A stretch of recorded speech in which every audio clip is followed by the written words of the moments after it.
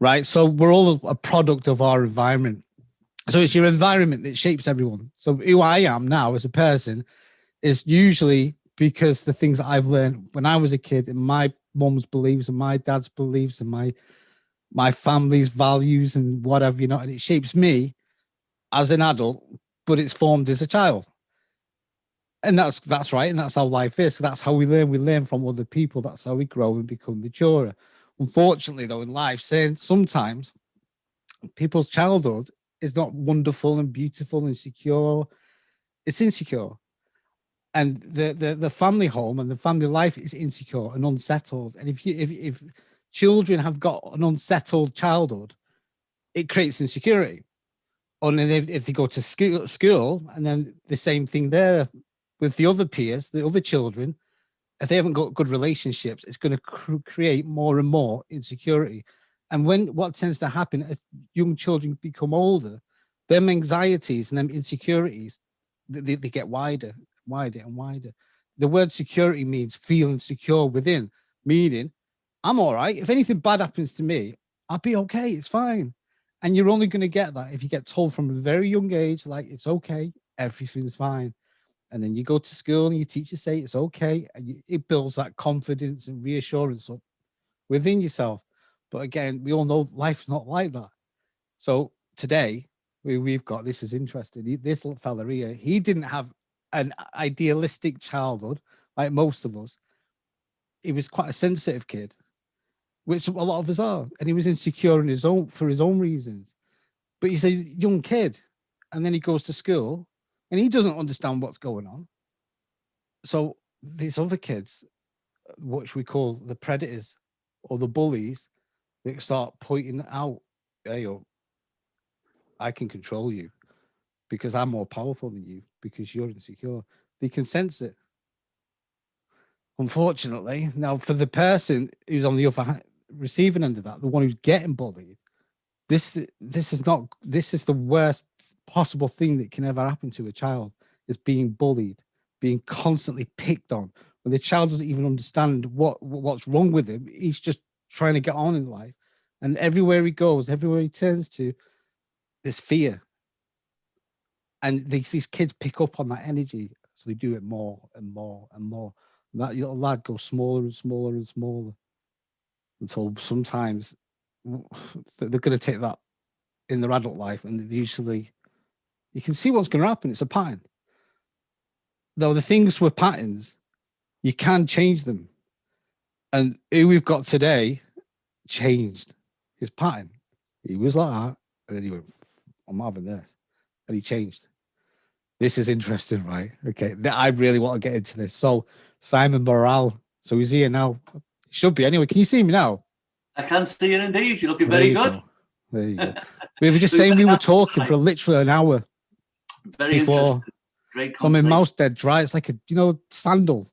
Dead dry. So if you see me drinking water, I do apologize, but I am. That's all right. Been talking for that long, right? So let me go into it a little bit, right? Okay. I love martial arts, right? And as far as I'm aware, the most violent martial art that I know of is something that not many people know of. And it's called, I don't know if I'm pronouncing it right, Krav Maga. Yep. Yeah. Right. Now, Krav Maga is it's a martial art, but it's a bit of a taboo. Not, like I say, not a lot of people know about it because it's so violent, and it is violent. And it's a martial art that shows people how to diffuse a situation very, very quickly and effectively, and that involves violence. Okay, that doesn't mean that person's violent, but they've learned to use these skills because they have to protect themselves. And again, the reasons why someone would want to protect themselves is because inside this, even though they're an adult, they're still terrified. And a lot of martial artists, not all of them, but a lot of martial artists, they'll agree with that. If you said to them, why did you take up martial arts? They'll say, because I was bullied. Or you see a bodybuilder, you're a big lad, why did you do that? They say, because when I was a kid, I was small, I was bullied. So usually, not always, but a lot of people will say the same thing. The reason I'm so big and strong and dangerous is because inside I, I'm very insecure. I'm very shy, and a lot of them will be honest with you and tell you, and they'll admit to you that they are that way because you can't hurt them because they'll just rip your head off basically. So they feel confident, say, yeah, I'm insecure, but you won't hurt me because I've got these techniques and tools that are going to physically protect me. So going into it, right, I'm waffling on here, but I'm trying to explain a bit of the psychiatry of how it works and how the brains develop, which it makes sense. So Simon, let's hear it then, mate. So we're going to get into your story, which is it's though it is sad, right? And it might be upsetting. And I don't want to upset Simon, but he's agreed to be open and honest, and he wants to talk about it. Yeah. Because he got bullied, like a lot of kids do. Yeah. So if you will, mate, let's go right back to when you were a child. What's going on? It was a long winding road to where I am now. I was born in Birkenhead, and we moved to North Wales when I was 5 or 6, I think, and it was late 60s, and there weren't many, I suppose, people with my accents, people with Merseyside in the Welsh town of Prestatyn where I lived. The first time I was bullied, and even now, I'm 55, I can remember it to this day. And people will say to me, you don't remember what happened to you when you're 5, but I do. I was never a very bright kid. I was never a very confident kid. I was skinny, had goofy teeth, and had this accent. And I remember a kid called me a spaz and spitting in my face, 5 years of age. I think it pushed me or punched me. And from that very second, my head went down. And I just didn't know how to cope with it, didn't know how to, and he had that pack around him, all his mates, all the local lads and all that, 5 years of age. So I wandered the local school, and even at that age, anybody who wanted to have a pop at me would do so. I stayed in that school till I was 9. I remember getting hit with a shovel, a snow shovel, arm twisted up my back on my 6th birthday. I remember that quite vividly, because I wouldn't stand up for myself. There were some good kids there. I had friends, but not many friends. And I think what didn't help is my father. He played on the big gangster, Liverpool gangster persona, because he was the only person in that area. He ran a business. He was a very, very powerful figure in my life, very controlling figure. And I think people, locals, didn't really like him because of his mouth and what have you. And I think that filtered down to me. I was like, oh, you're so-and-so's son, you're this, that, and the other. So at the age of 9, after the constant going to school, terrified, the constant waking up with anxiety, the constant, and my dad urged me to stand up for myself, but not really in a supportive way, I don't think. I moved schools. I went to a Prestatyn school instead of the real school. And for a while, I was all right. For the first year there, I made friends and I was okay. And then I moved up to high school.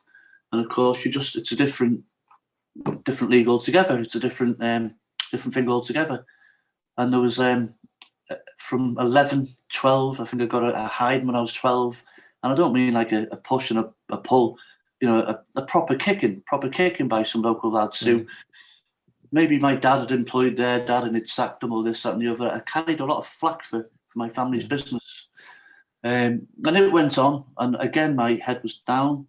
Couldn't make friends, just a total wreck, anxious-wise. I remember getting picked for the local football team, Prestatyn Wanderers, and I think they picked me more out of sympathy than anything.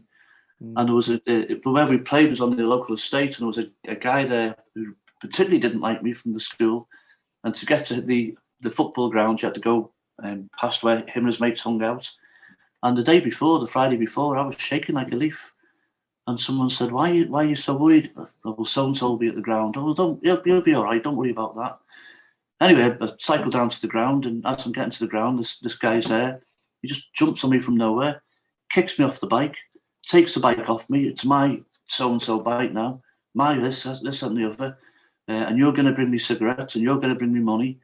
And I did. I turned around. I went to the local savings building society, took my savings out, bought him some cigarettes, went back to him. I mean, what kind of fool was I? I went back to give him the money. And another lad saw me and he stopped me. He said, "What are you doing?" He said, "You're not normally around here." Yeah. I'm not going to mention names, obviously, but I said, "I'm looking for so and so. I've got some money for him." And he said, "Why do you owe him money?" "Beg your pardon, sorry. I had money and cigarettes." He said, "Why?" You said, "You don't smoke."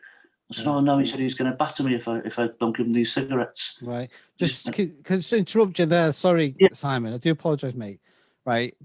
When you know when you said before, because a lot of people from America watch this, so the terminology that I understand and you Okay. understand, we get Yeah. it. Okay. They won't. So I'm just going to explain a little bit. In England, we have different parts of the town. We have big cities, and Yeah. up north, which is the northern part of the country, we have so a city called Manchester. And if you're from Manchester, you have accents, and you have a Manchester accent, Yeah. which is in English. It's all English, but they're slightly different. Now, if you live in Liverpool, you've got they call it a Scouse accent. Yeah. And they're very strong accents. So you've got Manchester and Liverpool. They're completely different accents, right? Yeah. So if someone from Manchester went into Liverpool, it'd stand out. You'd recognize their accent straight away, or vice versa. Yeah. Now, you were from Birkenhead, which is that area. So it's like a Scouse twang. So what a Scouse person tends to do is I don't want to sound disrespectful. I've got a slight Scouse accent. They tend to talk a little bit with that, and it's fine. It's nothing wrong. We're just conditioned by our environment. But kids are Krill. So what's happened? Simon's gone into the school, which is a completely different area, right? And then suddenly someone from Birkenhead with this accent has gone into that school. He doesn't sound the same. And kids, I think, your accent's different. So straight away they'll go, "What's that?" Yeah. It's different. And when they called him a spaz in England is short for the word. It's a horrible word. It's called spastic. And spastic, is so disrespectful. It means someone who's disabled. But years ago in the 70s, in the 80s, and what have you, in that people used to say, "Oh, you're a spaz," but it's really insulting. It tries to say you're a retard or there's something wrong with you. In them days, it was the cruelest thing that someone could call someone, because it's basically saying you're different, and they're attacking him. So the first thing they attack him for is because of his accent. And it sounds stupid, but that's what kids do. And they still continue to do. So just to clarify that, right? So so you're a walking target because of the accent. And you could be a big lad, doesn't matter. You've got that accent. They're going to point it out. So they'll say, "Oh, this is a new kid. Where are you from? What's your accent?" Now, Simon doesn't really understand what's going on. He doesn't know how he sounds. He's just learned that accent in this environment. But the kids don't understand that because kids are immature, and Simon's immature. He doesn't really know what's going on, but they're attacking him, so he's not fitting in. So he's sort of like isolated. I don't want to upset you, mate. This is what the world's like, isn't it? Right? Yeah. So they isolate him because he's different in their mind because of the accent. It's ridiculous, but this is how it was. He gets isolated, or then people like people who are like him. So if me and Simon get on because we've got the same accent and we're adults and all that. Yeah. But because you're in a school environment, this new kid comes into the school, he's not like them, so he can't fit in. So who does he think? And because he can't fit in, he's got to try and figure it out. And that's life. You figure out where you belong in which social groups. That's right. But also in school, in the whole world, so everyone can connect to that. There's children who aren't very nice, right? And they're not nice because they don't feel nice. So they get that anger and hatred and frustration that's inside them, and they're not in control of their life. So they'll have things going on in their world which they're not in control of, like the home life, and they project the anger onto someone else, and they can only project it onto someone smaller than themselves. Doesn't mean physically, it could be emotionally. So now Simon's walking around, he's feeling insecure because I'm like, why is everyone treating me different? The predators, the bullies go, right, I'm having him, because he can sense it, because they think, and that's what happened. And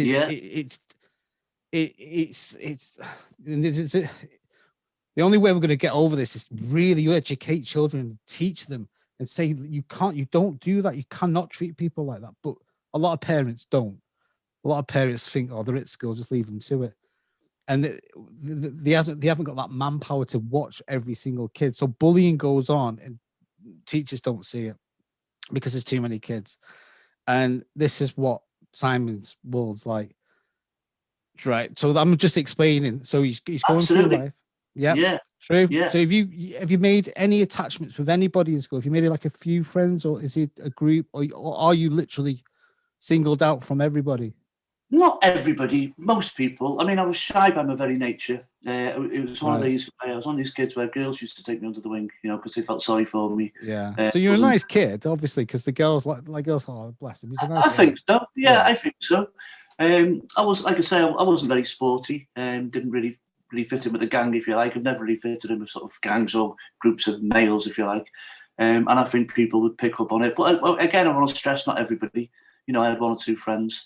But even people, I mean, a guy who's like a really good friend of mine, been a friend of mine for a long, long time now, he had a particularly nasty incident with me. And years later, we were friends. He said, never knew you were bullied. And I went, but you were one of the bullies. And he went, no. And I said, yeah. And he said, what did I do? And I told him. He actually trapped me into a window and tried to shut the window shut on me while he was hitting me. And he went, wow. And he said, I thought that was just banter. And I said, right, did you not realise when I was screaming, get off, get off, get off? And he went, no. And he's a really, really good bloke, a hell of a good bloke. But he sort of banter. It's like now you can rationalise it. Go to him, he's thinking, I wasn't hurting you, I was just having a laugh. But if you're the receiving end of it, it's traumatic. You're a kid. Yeah, it's not funny. And, it's not. And of course, then, people saw him doing it. And because he was an alpha male, they thought it was okay for them to do it. So the guy in the park said to me, don't give them cigarettes. The guy was telling about the bike. He said, because you're making a rod for your own back. And I didn't give him the cigarettes. And I got a hiding from it. And then he lost interest in me. It was a natural thing where after he'd given me a beating, it was that was that really. But there was kind of punches. There was tripped up in the playground. And to some kids, it just happens now and again. When it is constant, when it's every day, when you feel sick when you wake up in the morning, we lived 100 yards from school and walking to school. That 100 yards like 10 miles. And when you get to school and you're sitting on your own, or people are saying things about your family, because as I say, my dad was a businessman, laughing at your teeth, laughing at your accent, laughing because you're skinny. It grinds you. But I think the formulas part of my years, formulative, was I got a girlfriend, and I was like, wow, I think she felt well out for me because she felt sorry for me, and it was nothing. It was just, I think I was 15, and this was one of the most traumatic times of my life. And it's a nice end to the story, but I went out for a couple of weeks, and again, it was like I say, it was nothing. But her ex-boyfriend was he was just not wired right, and he took an instant dislike to me because I'd been out with her. And Travis, he would nowadays, I think they'd call it stalking. He stalked me for 6-7 months, and he was the kind of person who, the girl was off the scene, and he never went anywhere near any of her other boyfriends because they wouldn't have it. Right. And I was terrified of him.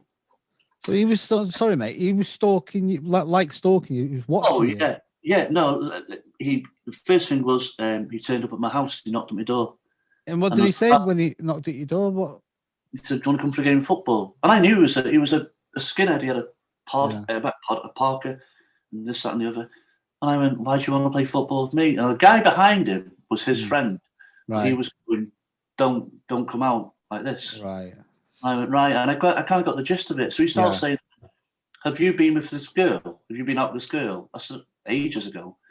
And he said, she's mine. And I said, well, it's nothing to do with me now, really. So he said, right, so I'll see you in school tomorrow. So off we go. And I didn't think anything of it. And maybe a couple of days went by, and I was walking home from the local town, Preston High Street. And he just popped up, him and his friend, and he grabbed me. I just didn't know what was going on. And he smashed me against the wall. And he said, I'm going to kill you, Morrell. And he said, I'm a lot stronger than you. And Travis, we said this in our little chat before, even though I was skinny, I knew that he wasn't stronger than me, and I just didn't have the courage to push him off. And he was cracking me around the head. And his mate was called Gary. His mate said, "That's enough."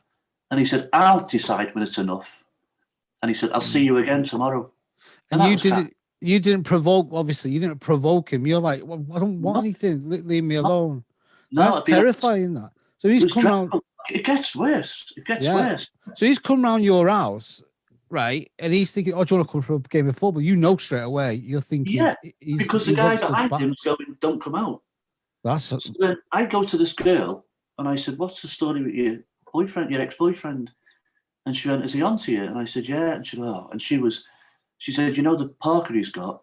She said, "He keeps screwdrivers and Stanley knives in there." And I'm like, "Oh my goodness." And she said, "He's always in court for stabbing people and slashing people and this, that, and the other." So next thing I know, and then knocks at my door again. And this is over a period of time. And that summer I was spent in my room listening to the soundtrack for Quadrophenias and the Wanderers, and wouldn't go out my house. And like I say, my dad was a little bit of a name, and a little bit of a, thought he was a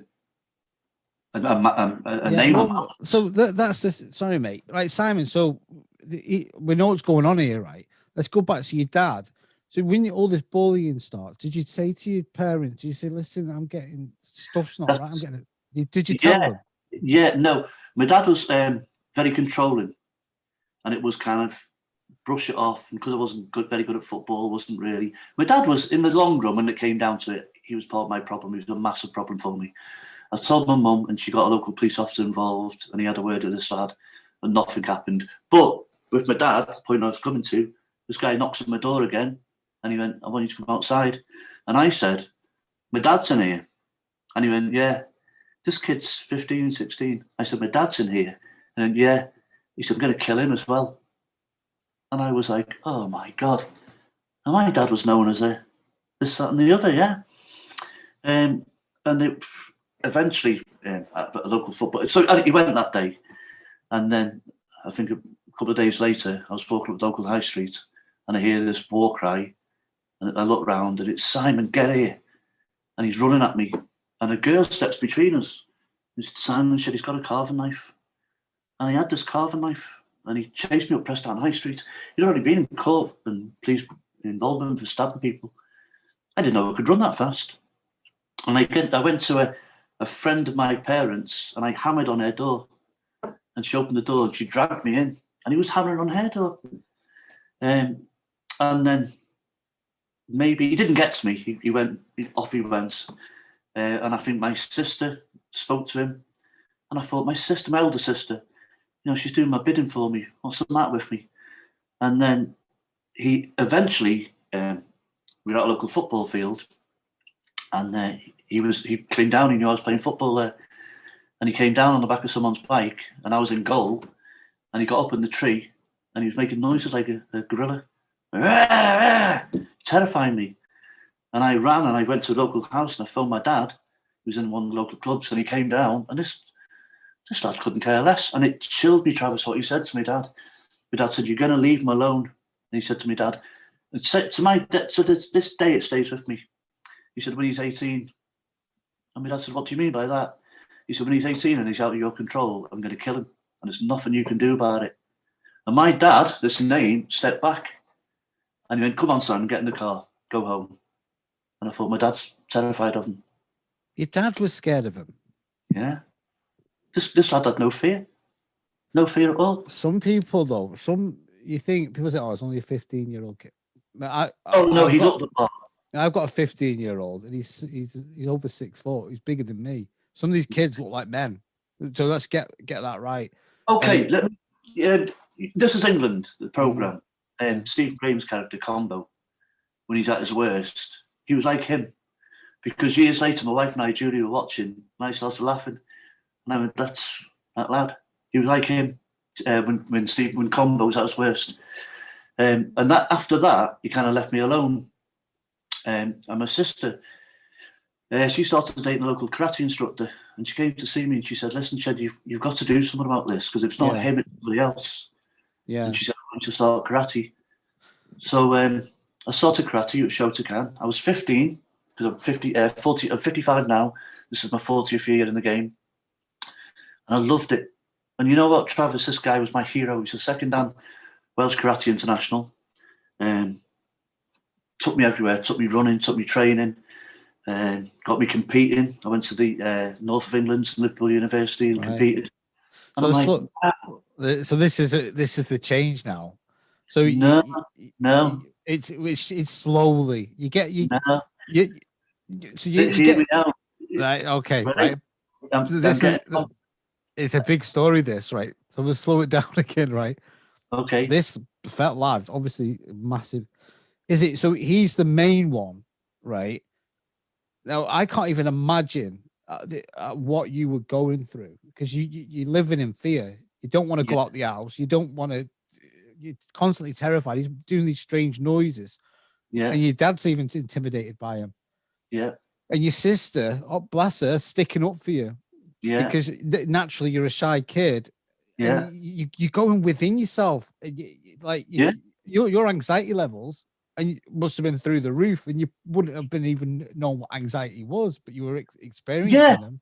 Well, now it's panic attacks. Yeah. I mean, before I was a person who suffered from panic attacks before people knew what panic attacks were. So I didn't know what it was. I just thought I was frightened. I thought I was weak. I thought there was something wrong with me. It wasn't helped by, like I say, I don't want to put everything on my dad, but I didn't have much support there. And the guy, the black belt, he was my kind of right. Yeah. So this is good. So right. So you get your sister says, I'm doing karate. Do you want to come and have a? So you go, oh, this is good. This is a positive thing, and you sort of idolize this lad. Yeah. And this lad, he's not soft. He's he can fight, and he's took a liking to you. Yeah, and it's like that. There's like that friendship there, right? Okay. Yeah. So what? How's you're 15 now? So it's 15. I'm now 16. Right. 16. I was early 17, working in my dad's factory, and he's working in the factory. My sister's working in the factory, and there wasn't any chemistry between us. I don't know why. I don't know. He'd gone from he was taking me everywhere, and anyway, I had a stupid round with my sister one day. I'm a stick. I'm a green belt, a stick of a kid. I had a stupid round with my sister. She called me something stupid. I called her something stupid. Brother and sister stuff. Travis, he gave me the biggest hiding ever. He gave me the biggest hiding. He dragged me out of the factory, punched me, kicked me, swept my legs, kicked me to the floor. Second dan Karate International. I threw up. My little brother came out. My little brother's he'd have been 12. A little screwdriver. Get off him, get off him. My sister's trying to drag him off me. And he just battered me, and a clip around the ear I could have taken for being cheeky to his girlfriend and to my older sister. But this was like my head in the gravel. I'm getting kicked. You didn't attack him? No. I couldn't attack anyone. I was a stick and he was a 16-stone second dan Welsh Karate International. He literally battered you? Battered me. I kept, in my defence, I kept getting up. And he went, you cheeky little so-and-so, and swept my legs again. Then I went down. And in the end, he burnt out. And the people in the factory were all watching from the window. Nobody would go out. So then my sister helped me into the office, and my dad's factory, and he was out. And she said, what are you going to do? And I said, I'm not going to tell my dad. I said, I'll stay. I was battered. I said, I'll stay out the way for a bit, which wasn't difficult in my house because I was a bit invisible. And then he said to me, he came in and he said, I'm sorry about that. I went, okay, yeah. And he went, I'll take your training a bit more. You need to get out of the way a bit quicker. And I remember saying to him, if training makes me like you, I don't want to know. And I left Shotokan. I never trained again.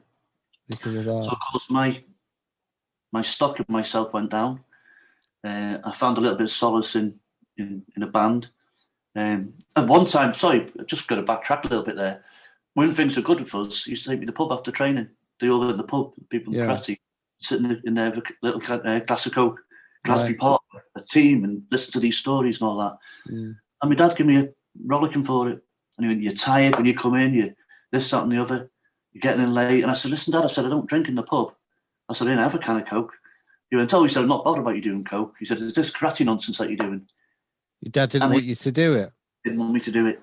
Do you know what? This is what's really strange. It's like your dad, when you say about your dad, he wasn't, what you're saying, he was not really, he was like, you said he was controlling as well. Oh, yeah. And so you've got this lad who's trying to control you, which that's what he's doing. He's not lifting you up, is he? He's pushing you, putting you down. Oh, yes. Yeah. Right? And then you see your dad's trying to control you. And then suddenly you find this niche. Oh, I like this. It's martial art. Something's, and then that person, you find something, and then that person bullies you. He literally batters you. Yeah. I took to left martial arts. I took to drumming. Yeah. And I made friends, to be honest with you. Right. Okay. You know, I was all right. I think I was 17 before I finally thought I've got some friends. And then, you know, things were all right for a bit. And I met Julie. Julie and I had been friends for a long time before this. She was one of the girls who used to look after me. And I met her and we started dating on her 16th birthday, my 18th birthday. And I was a bit confident. And I was still, funny enough, I was still hitting the bag at home and still trying to keep myself a little bit active, but not in a club. And then she was out with a little niece, a nephew, in a pram. And a gang of lads who took a disliking to me verbally abused her.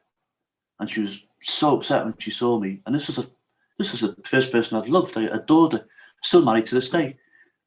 I thought, I can't have that. You know, I can't have that. I mean, we were in a pub in Prestatyn, and there were 6 of them, and me and my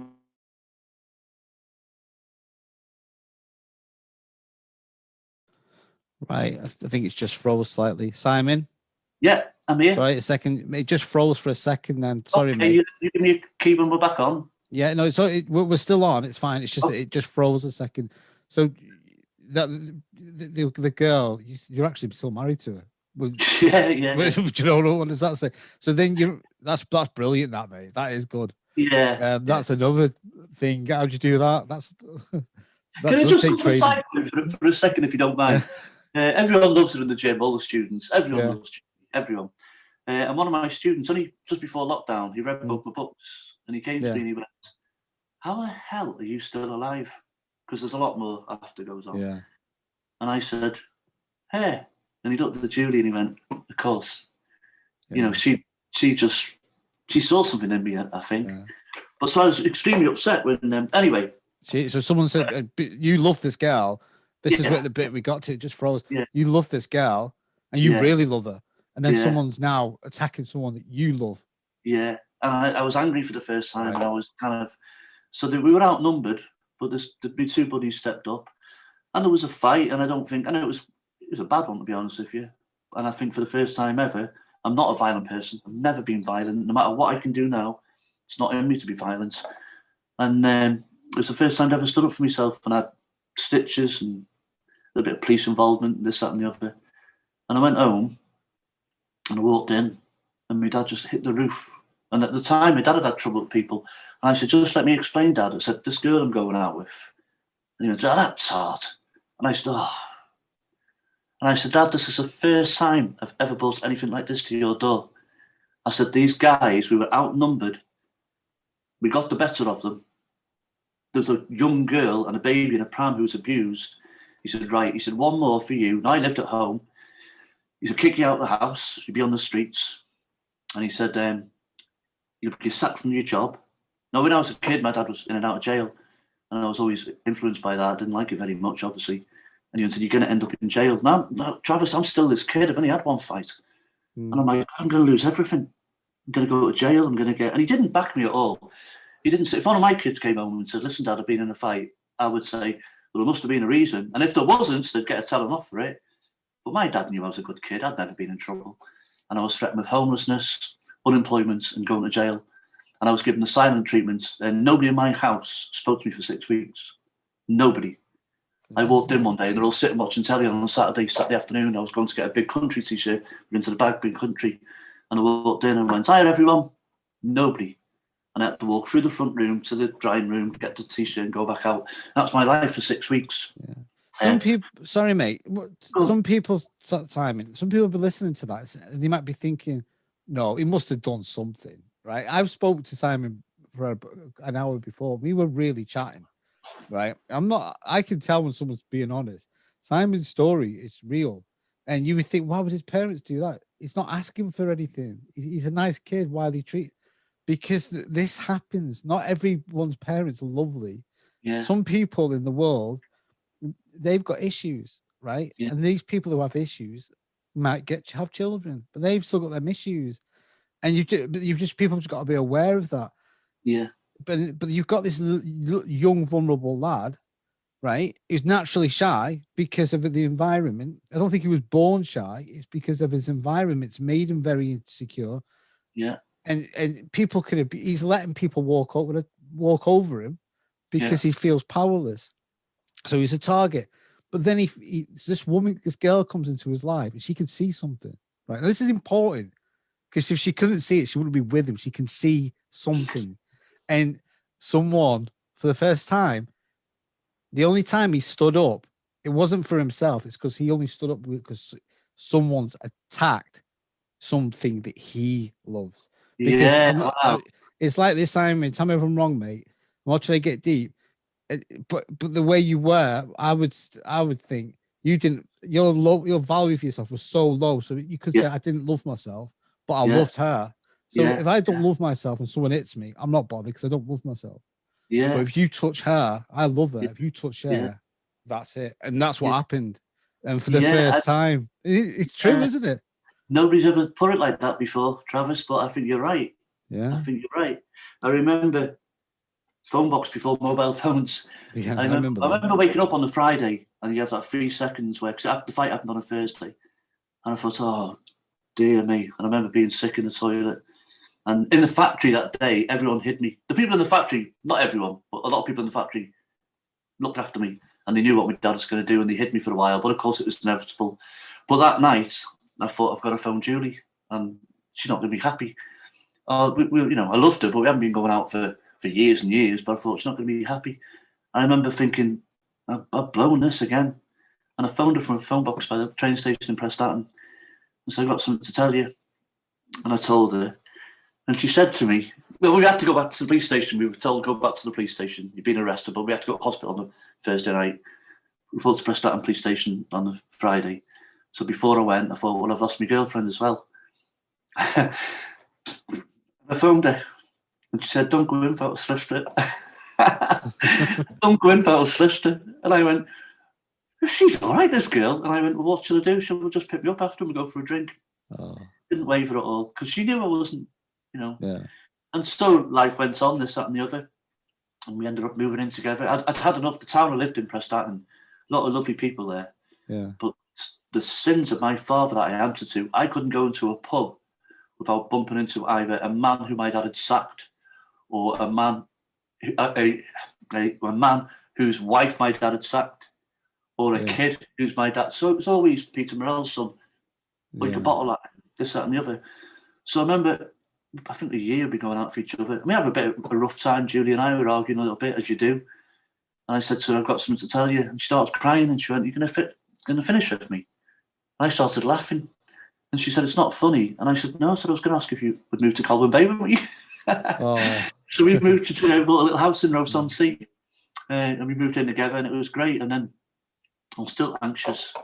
And I used to... I worked at my dad's factory in Prestatyn, and I'm not ashamed of this, but I was so weak I couldn't dress myself in the morning because I'd wake up in the morning and think, that factory again.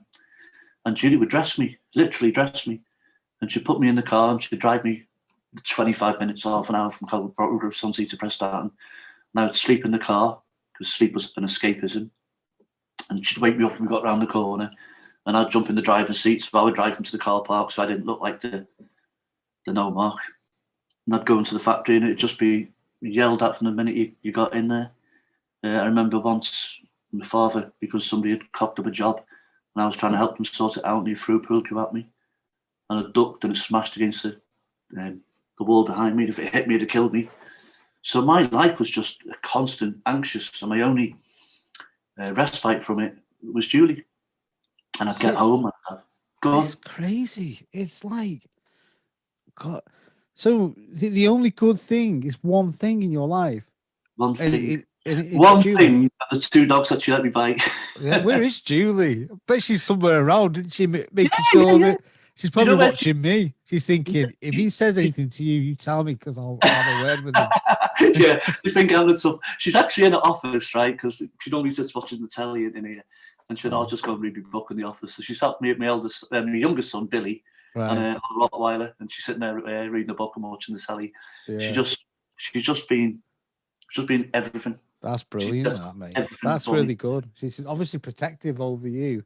Imagine if someone hurt you, but you could be yeah, well, tanked. yeah, that has happened. That has happened. Women when they get going, yeah, she's never been physical. Mm. She encouraged me. Encouraged me to go back into martial arts. Right. Because she'd come home from work and I'd be lying on the sea asleep. Yeah. And she said, "You've got to get back into martial arts." And I joined the Shock Guy Club, and I explained to the instructor. I said, "I have, I get dizzy." Yeah. And I said, "I think it's an iron deficiency." And you know what, Travis? He knew. Even now, a guy called Dave, he knew. And he went, "Do you need to stand by the door?" And this is in the early 90s. "Do you want to train by the door? Does that make you feel comfortable?" And I said, "Yeah, because I had fight or flight. I couldn't walk across the room. I couldn't be in the other side of a room with people in the way." And I said, "Yeah, okay." And he switched the class around so I could stand by the door.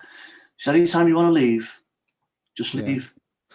Joe, that sounds like, Simon, that's trauma, because you and it's true, mate, because you've had all these things. It's constantly what you're watching your back. You don't know when that you're going to get attacked next, and it goes into your brain.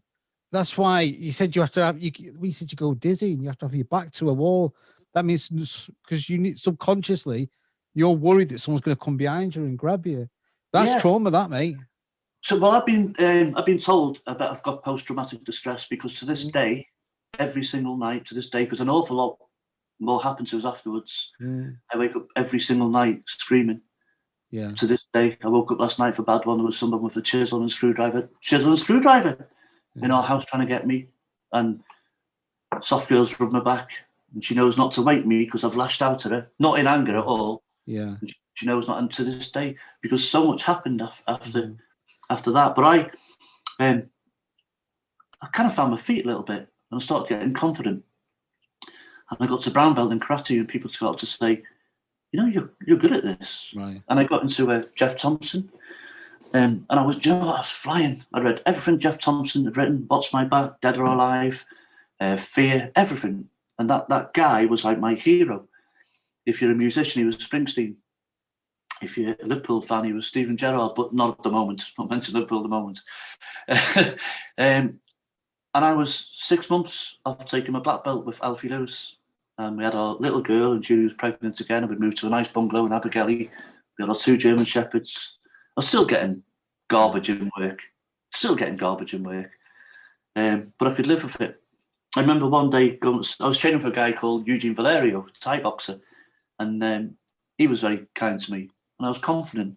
And I went to see my dad in the office one day. We'd run out of a certain supply. We used to make bouncy castles.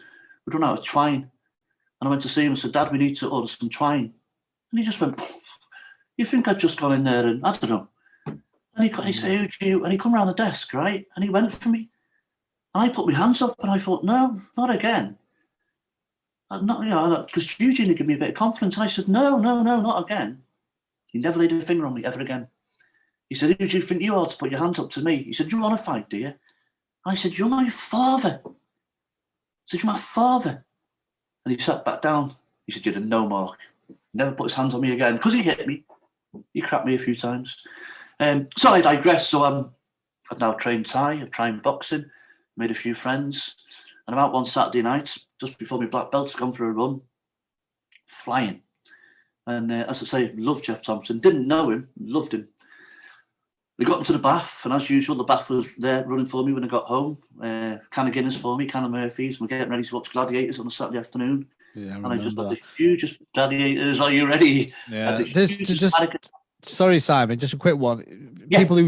If people know martial arts, they'll understand this, right? But if they don't, because not everybody knows what the emphasis is for a black belt. If you become a black belt at something, right, you're going to be trained and severe training. It's not, oh, you don't just get it given to you. A lot of the time it takes years and years and years to become a black belt. How long did it take you to get to that level of black belt? You know, it's the average black belt, I think, is 5 years. Yeah, Yeah. I got mine when I was 27. I started at 15. That's how long There it took you go, me. right? Because I like how this is the thing, right? You're talking about the stuff, but when you said, "Oh yeah," then I went for my black belt, like it's nothing. This is a long period, and this is continually training and training. Literally, you are getting you're training with men bigger than you, and it's all good, but it bloody hurts.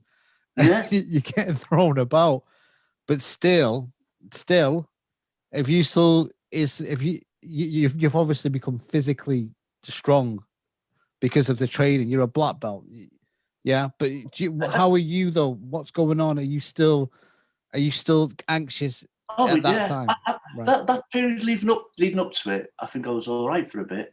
I think it took me so long because every time I got near it, I got the legs kicked out from under me, not physically, mentally, or like my father, who are you to be a black belt? People laughing, or I have to take some responsibility for that. But it took me so long to get there that it just meant so much to me. So it took me, do the maths, 13 years, didn't it? Yeah. Yeah. And I was 9 stone. I was friends with a professional heavyweight boxer, and he was 16 stone, professional heavyweight. Lovely man, still friends to this day. Yeah. He went, come to my house and train with me, we'll spar. I went, and he went, no, come to my, and I was 9 stone, sparring at 16 stone guys.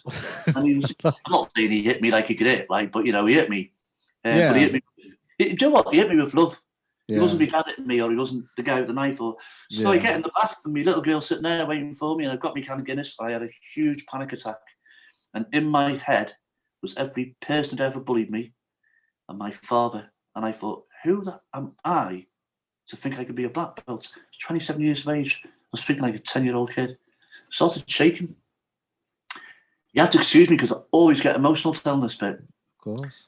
I got out the bath and I said to Jew, I said, I'm not doing my black belt. And even my little girl went, what? And I said, I can't do it. I said, I've got to go and fight monsters. I've got to go to Manchester. Sometimes I couldn't drive to from Preston to Morrell. I was so agoraphobic. I started going in front of Alfie Lewis, the Animals, 5 times world. I said, who am I kidding? And Julie said, you are good at this, Simon. She said, this is what you do. She said, you can't give up now. I said, no. I said, I'm fooling myself. I said, let's just watch the telly. And so she pointed to our bookshelf and she said, read some of Jeff Thompson's stuff. Does that really help you? And I said, no. I said, that man doesn't know what he's talking about. He says, rubbish. Of course he wasn't. It was me making excuses. And Julie was upset. And I was upset. And I said, let's just watch the telly. And I gave up. Gave up on the whole lot of 27. And that was on the Saturday. And the following Saturday, we're lying in bed. Julie and I have no tea and toast on Saturday morning. And our phone goes. And it's before mobile phones. It's a proper answer phone. This man is on the phone. He goes, hello, Simon. Hello, Julie. And she jumps out of bed. And she runs to the phone. She picks it up. And I get up. Who's phoning me now? So she calls me and she went, it's for you. She says to me, don't be angry. I said, I'm never angry at you, Jew. I said, who is it? It's Jeff Thompson. And she'd written to Jeff Thompson long before, and she'd written to him. And I said, that's not funny, that, Jew. And she got her little girl and she said, come on, go and sit in the bedroom. And he spoke to me for, he spoke to me for an hour and a half. And he taught me, and he was lovely. 6 months later, I did my black belt and I passed it. Oh, yeah, I'm getting goosebumps here. And the only people who know what was in that letter are Julie and Jeff, because you would never tell me. And he said, your wife's written to me. And I said, no. And he said, yeah. And he said, God, she loves you. And he said, what you've been through and what you... And I did my black belt. I have to say, I was a rep going in front of Alfie Lewis. And he put me through it, but he was lovely. Yeah. Alfie Lewis, he relaxed me, and he was... Yeah. I fought men bigger than me, and I beat them. Funny enough, my dad took us down there in his car. And I don't even know how that came about. And it was just, you know, when I got it, Julie was crying.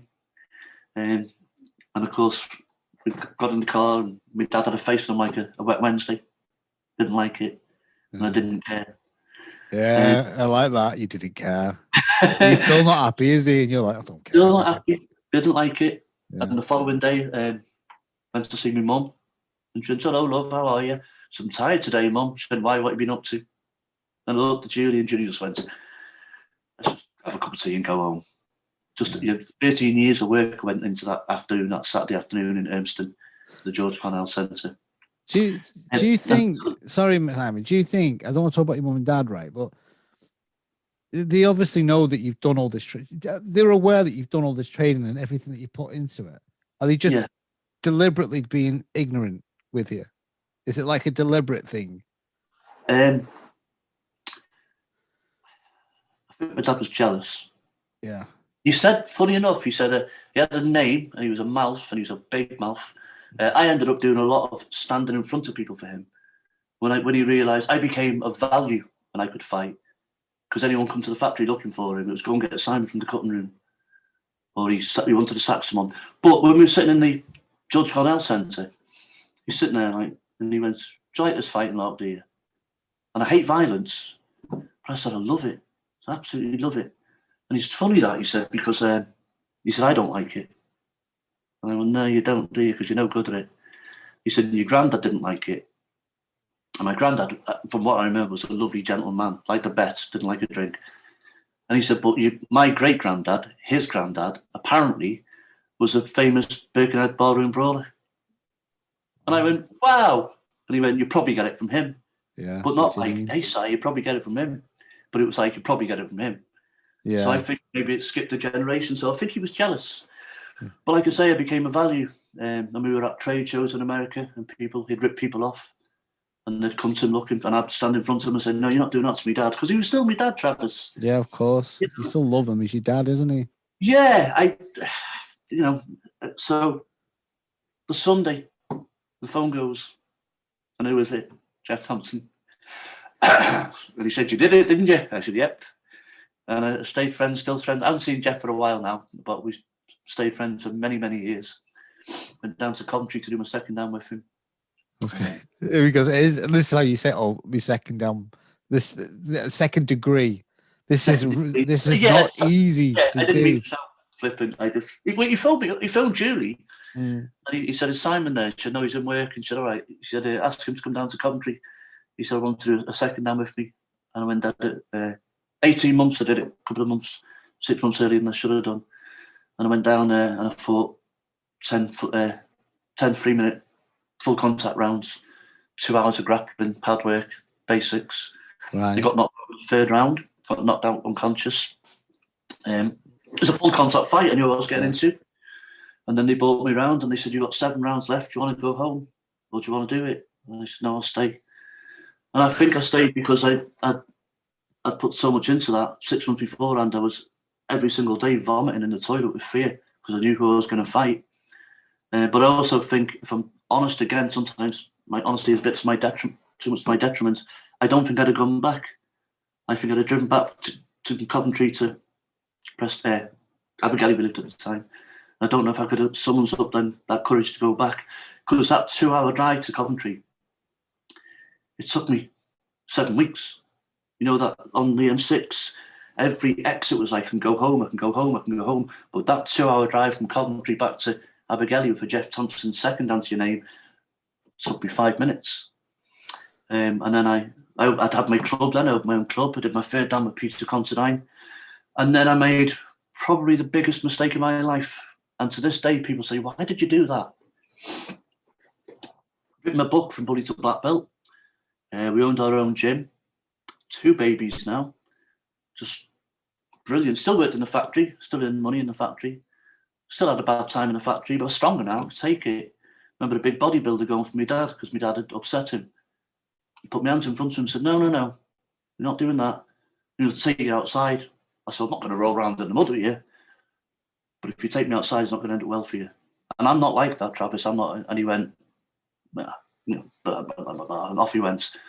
And he come back a day later. He was sacked and he apologised. But that was the kind of life I lived in the factory. And then my dad, like I say, he was always in money trouble because he used other people's money. And he came to me and he said, will you buy this business off me? And I said, well, I buy this factory.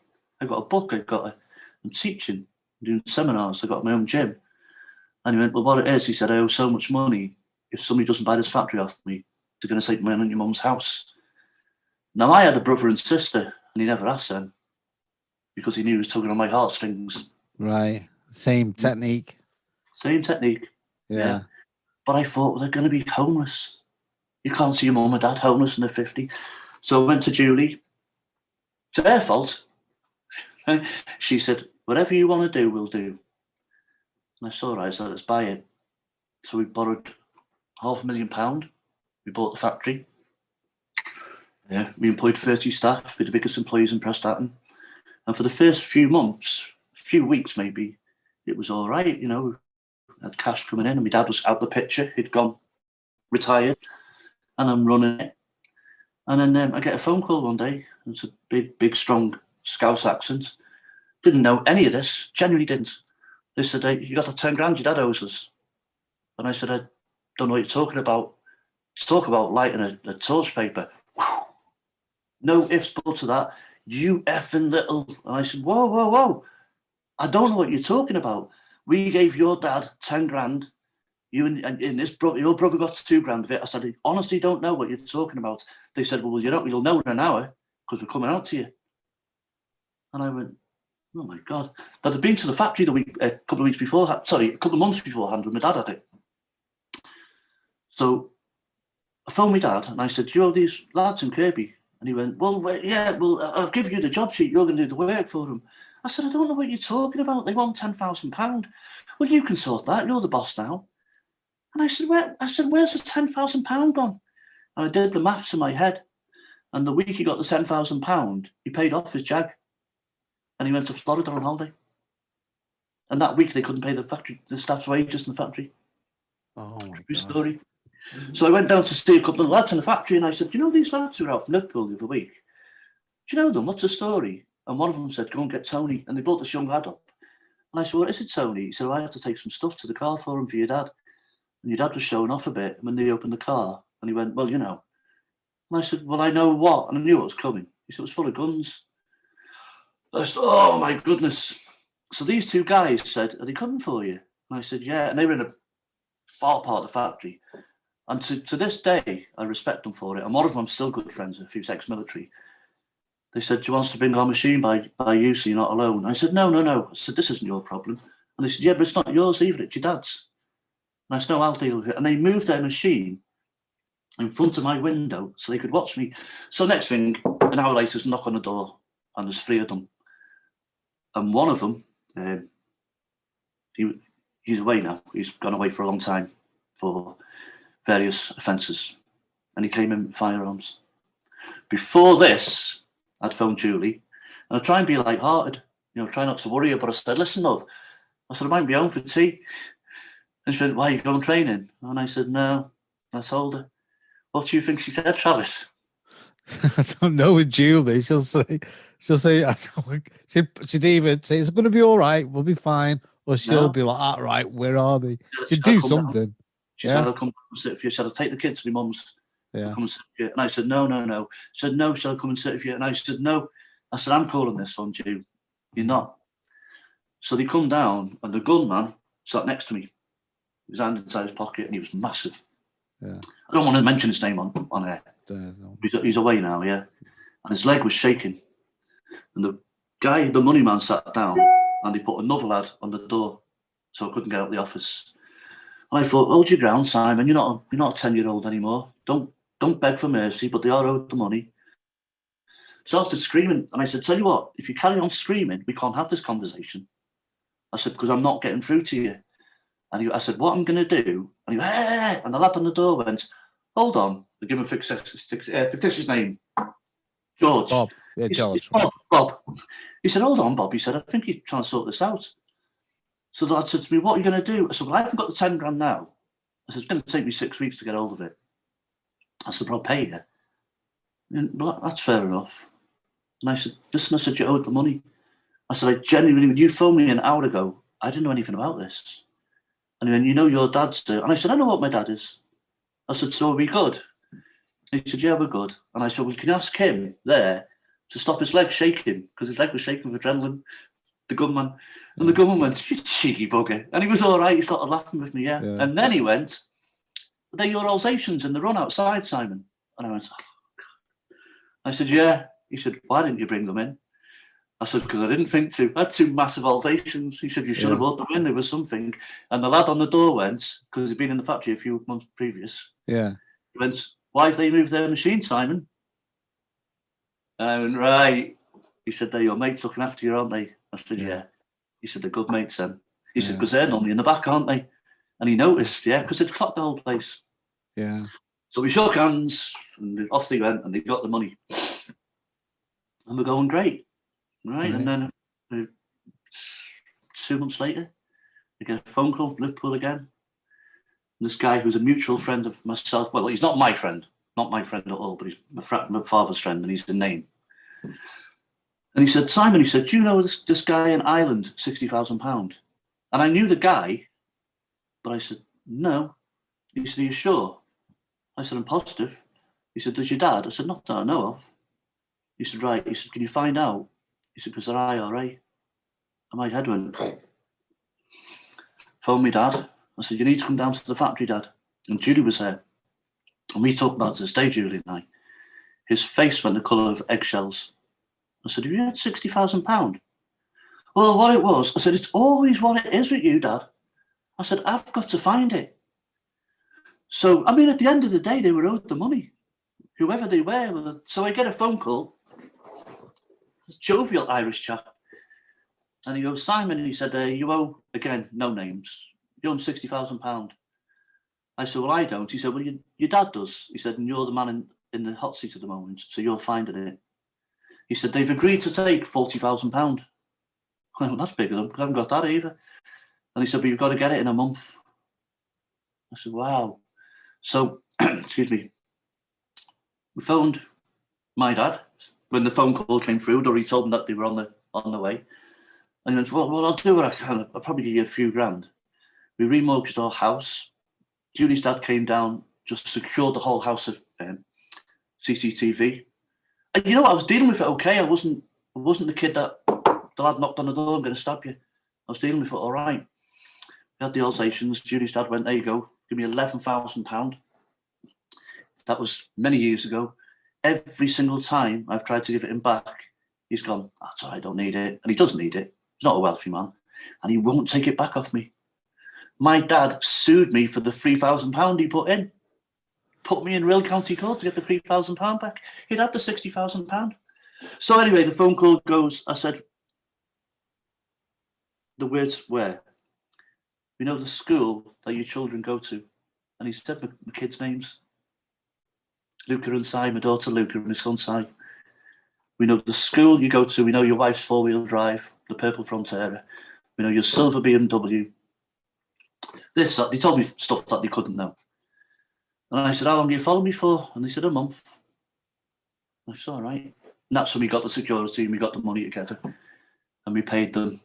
And then the day we sent the last one off, a friend of mine I hadn't seen for many years, guy from Duckenfield, he just popped in out the blue. And we had security on the door, on the buzzer system on the factory. And he buzzed it, and the secretary said, no, you can't see it at the moment. So my friend said, oh, it's his mate, Jason. I hadn't seen him for years. So I said, yeah, let him in. And we had the cash on the table. And my mate walked in, hadn't seen him for years. And the first thing he said when he saw the money, he went, did your dad still up to his old tricks? That's a true story. Yeah, so we paid the IRA off. And that night, Judy went to bed. We were just exhausted. Absolutely exhausted. And I thought, have a little brandy. And had a brandy. And then we went to work and it was something else. So people protesting outside the factory. And then my dad, he set up £500,000 I borrowed to bail him out. And he hired a unit around the corner from me. Went to the factory and I wasn't there one day. Took all our customer files and set up a rival business. And then he sent letter after letter after letter. He said, I hope you get cancer. I hope you go to jail. You're going to get this, that, and the other happen to you in jail. your children hate me. And I hit the drink big time. That's the only way you could deal with it. So, because this Yeah, is like, it's constant. It's constant drama. Constant. From the second I woke up to the second I went to bed. It sent taxis to the door. It was absolute filth. And Julie, good as gold, stood by me. And I kind of noticed, listen, I'm having a glass of wine at 12 o'clock on a Monday afternoon. And I'd gone from training all the while. And I just didn't have the energy to train. We hadn't lost our gym, we'd shut our gym to buy the factory. So I did punch bag in the garage. Lost all my friends in martial arts, lost all my boxing friends. In the end, we lost the house. So just slow down. So you're sorry, mate. No, it's fine, Simon. So your world in the martial art side was good, and you know a lot of lads, and martial art lads usually tend to be really good lads. You can have a crack with them. Yeah, you're beating each other up, and then you're hugging type of thing. And you have that respect for each other. Really good. Yeah. But then this other side, this other stuff you're dealing with because of the factory, and obviously you're borrowing money, and then you've got to be paid. But it's on you now. Yeah. You're taking the responsibility of that. So you're dealing with all that, and so you obviously you martial arts is going. It's not your priority now, unfortunately. It's the stress. Yeah. We're back to square one. Yeah. So what's happening here now then? So you've lost all you've not lost the friends, but you've gravitated away from your martial art world towards sort this out because it takes right. Yeah, and I didn't. Later on, when I got back into it, some of my friends would cross at me. They said, "Why didn't you phone us? And what's going on?" And I said, "Because it wasn't your problem. You might be fighters, you might be door lads, you might be bodyguards, you might be this, and you got your own families. Wasn't your problem." And some of them would cross at me. They said, "We don't do that. We look out for each other." But I distanced myself from them. You know what I mean? I thought, I'll do this on my own. And I shouldn't have done that. I can do this on my own. Yeah. And then it was playing on Julie's mind. And then, we lost my car, lost Julie's car, lost the house. One of the worst things that my dad said to me, the worst thing ever, and I really broke down. He said, "Your kids hate you." Jesus Christ, I adore my kids. I adore them. They're all black belts. They're all two of my Welsh champions. They're all so close. And he said, "Your kids hate you." And he topped that by saying, "Why don't you sell your dogs for 2 Alsatians to pay your creditors, you piece of beep?" And I went, wow. And I went to our local pub. The landlord there was a friend of mine. He went, "You all right?" I said, "Yeah." And I started talking to him. And he said, "I'll have a drink on me." And one led to another and another and another. I mean, we were all right. I was functioning. I certainly wasn't, with all the love in the world to them, I certainly wasn't 9 o'clock on the park bench. Right. You know what I mean? That kind of person. But yeah, if a glass of wine was going at 12 o'clock, I'd have one. And eventually a glass of wine became a bottle of wine. And then we'd go to the pub. And then I'd get in and I was having a brandy. And I was starting to twitch at night, with anxiety and that. And then, I'm dead honest, and it's in the book. I think I started shouting at Julie, and it's displacement. I wasn't angry at her, but I couldn't get this out of my head. And it went on and on and on. And in the end, she went, "Only time ever." I wouldn't say she bailed on me at all, don't mean that. She said, "I'm not doing it anymore." She said, "You're like this every single day now." Should I know? We've been to 4 houses by now. You know what I mean? We'd lost one house, rented one, lost it, rented one, lost it. "I can't do it, Si." She said, "You're going to die." And she told me a lovely story about when our kids go on about their way and they're grown up. And we always said we'd go on a cruise through the Arctic together, the icebergs. And she said, "You always promised me that."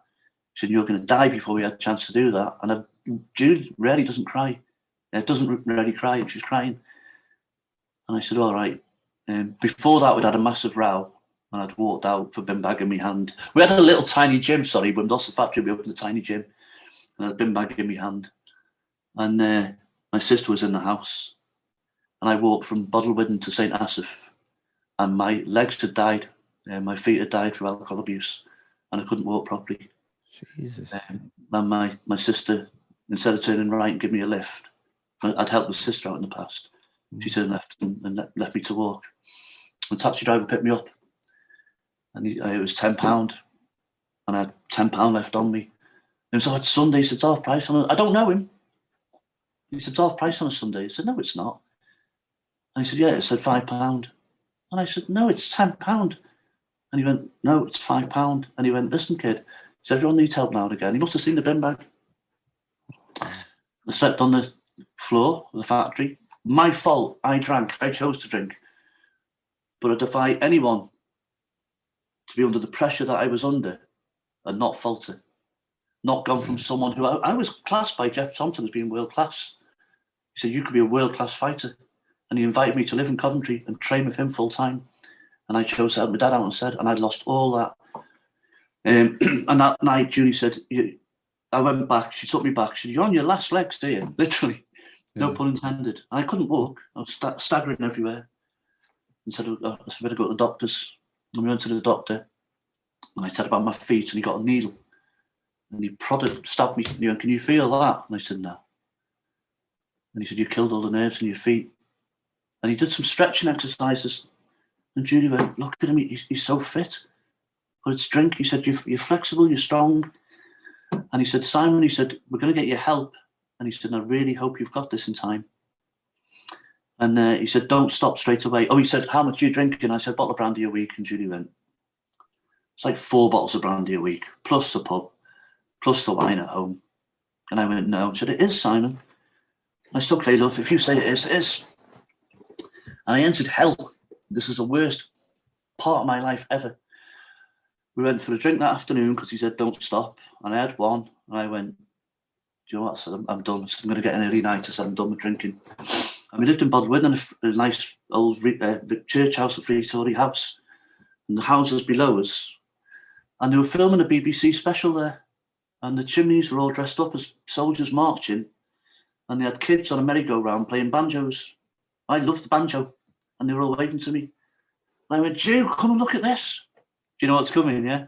Go on. I said, look at all the kids. Look at the soldiers saluting. Yeah. He said, Simon, there's nothing there. And I went, can't you see them? I said, it's Knightley's Fun Fair. Knightley's in Town. Oh, I know that, yeah. Yeah. So they got the trucks outside. So we go and have a look. And we went outside, there was no trucks there. He said, Simon, there's nothing there. You're seeing things. And I was hallucinating through withdrawal from alcohol. Bloody hell. And then that night, I got attacked by rats jumping out of a wall. If this is all illusion, this is the mind. Yeah. But it's so real. For me, it's real. But later on, and we talk about it now, we're not shy about it now, Julie. I have my glass of wine now. I want to have a glass of wine for the football match on a Wednesday because I've got a train on a Thursday. And she goes, oh my God, just have a glass of wine. But, I'm clever about it. Not clever about it. I don't desire it anymore. I don't need it anymore to do them things. Yeah? It's a treat now. It's not a necessity. Yeah. But later on when we talked about it, everything I saw in that 4-day period were things that influenced in my life, like the banjo. So the rats, one of my favourite books as a kid was James Herbert, The Rats. And the rats from the book were attacking me. And so next thing I was hallucinating 7 policemen coming up our stairs to take me away. And they weren't, they were there. And they went, your wife's really concerned about you. And I was shaking. God loved the policeman. He went, give me that drink. I had a bottle of water. And he gave me the water and I couldn't do my shoelaces. He said, let's do your shoelaces. And he took me to Bullied Hospital, Grand Clwyd. And then one of my favourite stories as a kid was Peter Pan. And they were doing a nice little Peter Pan play in the garden. And the doctor went, there's no one there, Simon. And it just went on and on. And then my father came back to me. I was lying in the bed and across me, one of my favourite films was The Elephant Man. There was a kid there and he had the disease of the Elephant Man. And he was talking to me, but I couldn't hear him. And there was 2 lads from Walton Jail. And they were going to cut your throat, going to cut your throat. And apparently that night I was phoning Julie all the while and saying, they've got me, Jew. I'm in jail, they've got me. So is this a combination of not just coming off the alcohol, but this is just the stress of everything? I think so. Because it sounds like it, because your brain can only take so much pressure. Yeah. And it's like a nervous breakdown. Very much. And it can happen. Yeah. because you're put under extreme, stressful situations, but you've had this since you were a child. It's been constant over and over. Yeah. And to be a naturally reserved, not a confident, I can take this. Yeah. It's going to be. It's not just the alcohol. I took on too much, and people said, "Why did you buy the factory?" Because if I'm honest, talked to the film people about this recently. I wanted the approval of my dad. Even at 35 maybe. I wanted the approval of my dad. I wanted to make sure I stayed in my mum and dad's house to have somewhere to live, and he told me over that. Excuse my language. So then, the Elephant Man. And then the worst thing was, all my babies were born in Glenclwyd. And I actually got out of bed, and this is real. I said, I'm just going to see my wife. She's giving birth. And I'm coming in and out of reality now, because the alcohol's going. And the matron said, your little boy is, what's our bill then? 3. So he's been here to see you today. And she said, you see all that chocolate around your face? So your little boy give you that chocolate. She said, if you don't stop it, you're going to go to the Ablett ward, which is a psychiatric ward. Right. And I went back to bed, and I blacked out again, and I was in the maternity ward, and I can see this now, and people can't grasp it. I saw men giving birth from every orifice of their body, and they were screaming, and there was blood everywhere. And apparently I proper freaked out, and I was in the naughty boys ward. Yeah. And they all knew I was going to go to the Ablett ward, and they covered for me. They hid me. How did? I don't know them to this day, but I love them for it. The next day, the next day after that last one thing, I woke up and I went, "Where am I?" And this fella went, "Up and down the bloody walls you were, Simon." Yeah. And I said, "What's happened?" And then I remembered, and he went, "Don't worry." So we put the curtain around you, and they covered for me. And then Julie came in, and I thought we were done. Yeah, and someone said, you need to go to marriage guidance counsel. I said, no, we don't. No, I'm not doing that. And she was angry with me, and I don't blame her in the slightest. And I said, sorry, beg your pardon. When I was better, Julie didn't know if she wanted me in the house after this episode with children, and I get it. And I said, I don't want to be in hospital anymore. So, bearing in mind, my mum and dad had split up by then. They'd divorced, and I'd got my mum a flat in St. Asaph. And then I said to Julie, why haven't you bought my coat? And she said, what do you need your coat for? I said, I can't survive in this weather outside. I thought I was going to be homeless, yeah? So she went, I'm going. She said, I'll see you tomorrow. And she went. So I said to the nurse, I'm leaving. I don't want to be in hospital anymore. And she said, where will you go? I said, could you phone my mum? And she said, okay. And she got my mum's number, I think from my mobile, whatever. And while she'd gone, I counted out my money that Julie had left me. Remember, to this day, I had £6.52 to my name. And this is a fellow who previously owned a £500,000 factory. And she come back and she went, I said, my mum will give me somewhere to sleep for a bit. And she come back, and I could see by the look on her face. And I said, what's up? And she went, have you upset your mum? I said, no, I don't think so. I said, I just got her a new flat in St. Asaph. And she said, right. I said, she won't have me, will she? And she said, no. She said, put him in a hostel. I said, put me in a hostel. I said, all right. I said, can you phone a hostel? And she said, right. And she come back. She said, it's rough, you know. I said, I'm all right. I look after myself. Hostel in Rill, where we go every Christmas and leave stuff. But she come back. She said, the full. I said, okay. I said, I'm going. I'm going to hitchhike to Manchester. It's my friend. She said, you won't survive. You haven't got a coat. I said, I'll hitch up to Mike. She said, just wait one more day and see what happens. And the fella next to me went, sorry, there was an old lady next to me. She was the one who did it. And she went, stay where you are, son. You'll be all right. We'll look after you. And the lad next to me went, don't go out in this weather. Early March. February. So I said, I'll stay. And I stayed that night. And the next day, Julie come in. Julie, Luca, my daughter. She's like, my bodyguard, we were so close.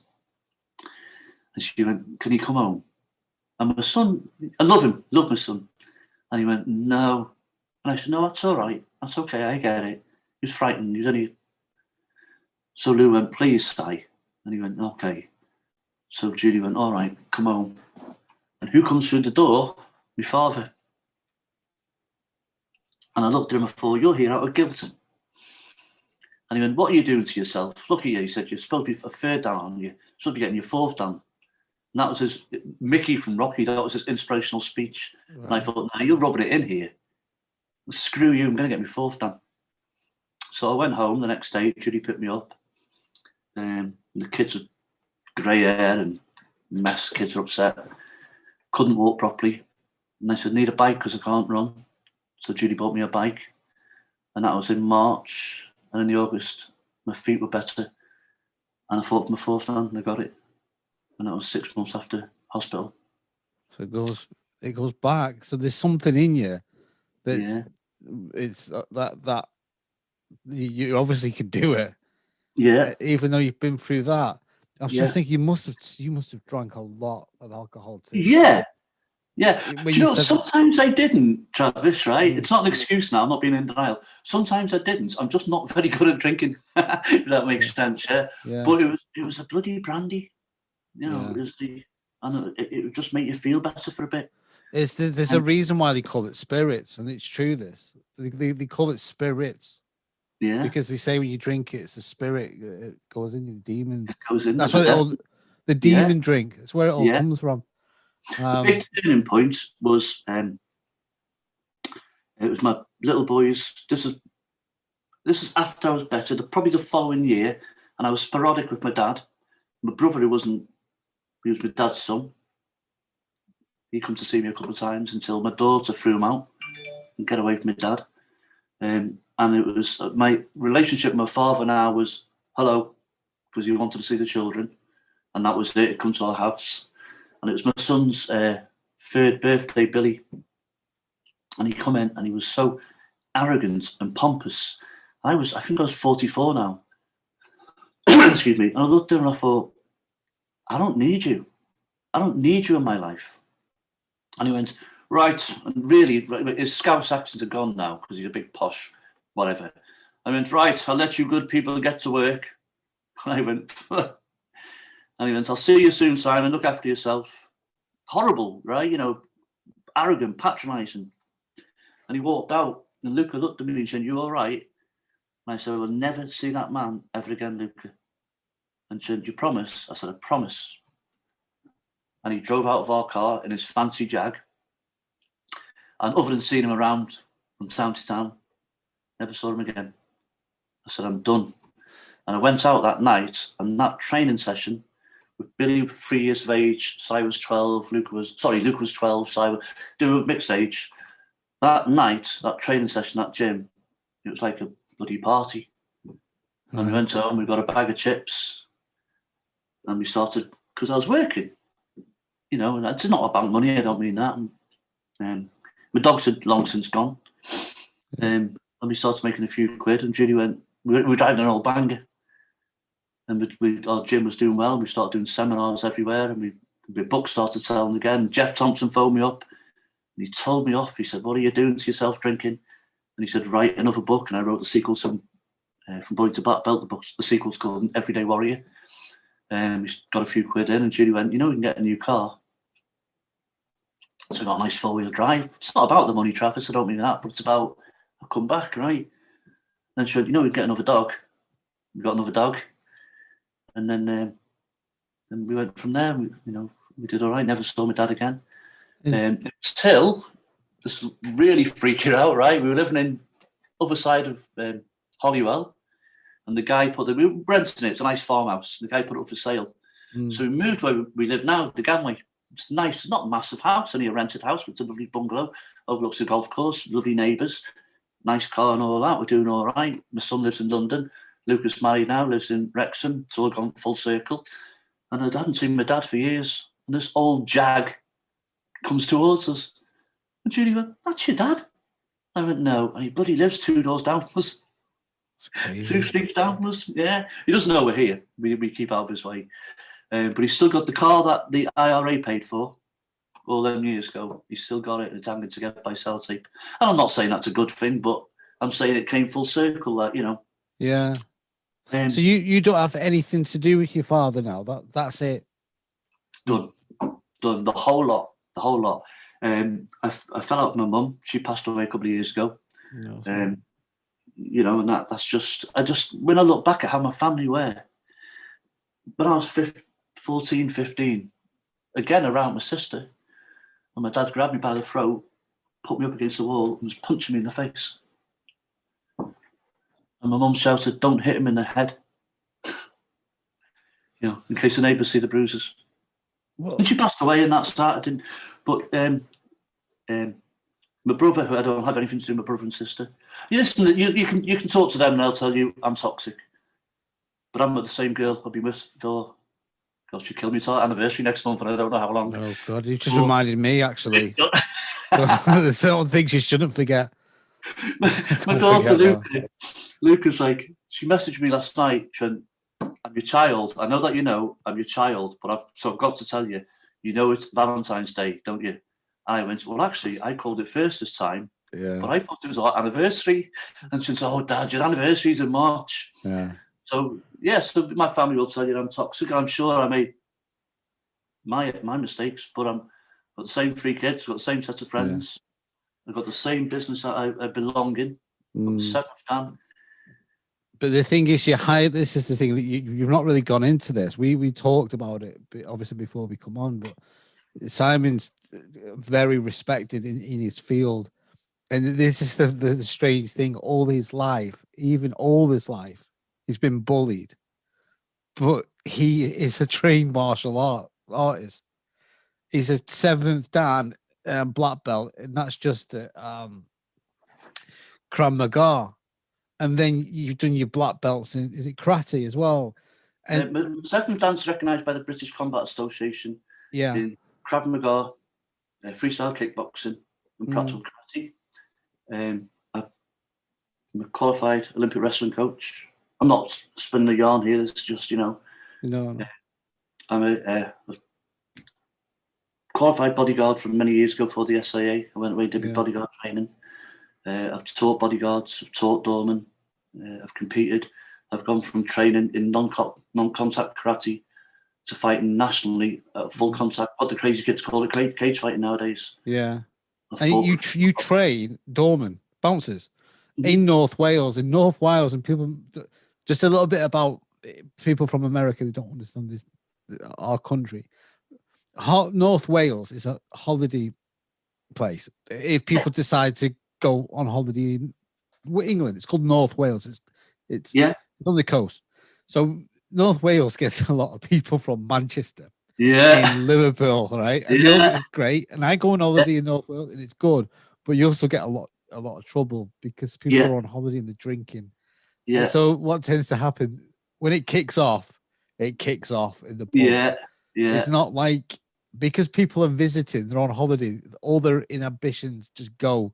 Yeah. So it can get a lot more chaotic because people drink more than they normally would. Yeah. Because they're on holiday. So it's very dangerous and high risk. You wouldn't want to be a doorman in these holiday destinations. And you were training the actual bouncers, the doorman, on how to. Well, it's kind of twofold. To work the door, as you know, you need to be licensed by the SIA.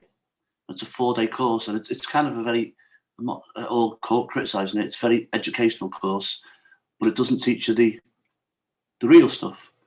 So we haven't done it for a couple of years, but we teamed up with a guy, and he was delivering the 4-day SIA course, which is really a classroom course. And the 5th day, I would teach them to fight, really. And they came from all over, you know, from all over the country, Newcastle, Manchester, Liverpool, Coventry, Cambridge. We've had people come to my one-off seminars to train with me from all over. But we did the Krav Maga course along with the SIA course. So they do the classroom stuff with the PowerPoints and the drug awareness and this, that, and the other. And then the final session is I teach them defense, the strikes, the control and restraints, the floor work. Because of what I just told you, we kind of get a lot of people who, we had one guy who was still good friends now, massive, huge lad. and he came to me he worked the door, and he was admiring very much. He said he was frightened, and I said, yeah, but you're supposed to be, aren't you? And he said, well, you're not. I said, but you are. I said, you're supposed to be frightened about conflict, which is why Mother gives us adrenaline and fight and flight. And I remember I was telling them stuff, because I try and give these stories. I don't want to do 2 hours of karate with them. Go to the sports centre and learn that. So in between, I will tell them, listen, I do this certain technique because this has worked for me in real life. Or I do this technique here because this has worked for me in real life. And he was like, he said, I've done the door for years. He said, I've never heard anything like this. And I said, listen, I said, I don't know, I'm just tell it how it is. Yeah. And he told someone. So we taught a lot of doormen, you know. And there's not just me, there's a lot of good martial arts instructors in North Wales who also teach doormen. I think martial arts, boxing, any fighting system is going to attract doormen, it's going to attract security. So you said there, Simon, it's with the mind. This is what doormen don't always recognize. Some do, so I'm not saying all of them. Yeah. But the most powerful weapon you've got Mm-hmm. is not necessarily these. It's that. In that. Yeah. De-escalation, calm the situation. Yeah. And it's obviously difficult to get through to someone if they're drunk or they're high on something. Yeah. It's very difficult, but there's techniques that you can use. Yeah. And then, so it's not just about this, because all through your life, yours was the mind. But you what you did, you changed your body and you became this very strong man, but mentally, like even still, you've said, and you admit it, which is made for someone to admit, say, yeah, I'm still a bit scared, right? Because that programming is so strong. I still have the night terrors. But the thing is, you're admitting, you're talking about it. And because you're open about it, it takes the power away. It's when you're in denial and saying, I'm all right now. Yeah. But when you say, I'm not all right. Yeah. I think if you crush it down, people say, you know, don't give your fears oxygen. I think you have to, because you don't suffocate. If you suffocate them, they're going to burst. Yeah. True, I mean, like I said in, you know, our personal talk before, probably every night I have nightmares, and they are graphic. You know, they are people in my house. I quite often dream about IRA. Yeah. Quite often gunmen, and I'm extremely lucky that every single time I wake up screaming, there's a hand on my back. Yeah. You know what I mean?